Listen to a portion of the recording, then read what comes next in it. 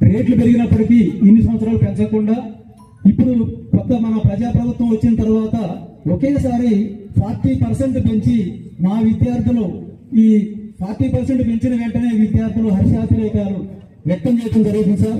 ఇప్పుడు కూడా మా విద్యార్థుల యొక్క తల్లిదండ్రులు అందరూ కూడా మీ యొక్క ఆనందాన్ని గవర్నమెంట్ కి థ్యాంక్స్ చెప్తూ గట్టిగా క్లాప్స్ కొట్టాలని మాకు పెట్టే ఫుడ్ లో ఉంటాయని మేమందరం భావిస్తున్నాం. ఎందుకంటే ఆ ఫుడ్ నీట్నెస్ అవన్నీ కూడా జరుగుతాయని మాకు ట్రస్ట్ ఉంది. ఎందుకంటే మా school staff and teachers aunties అందరు కూడా ఆ పనిని చేస్తారని మేమందరం ఆశిస్తున్నాం.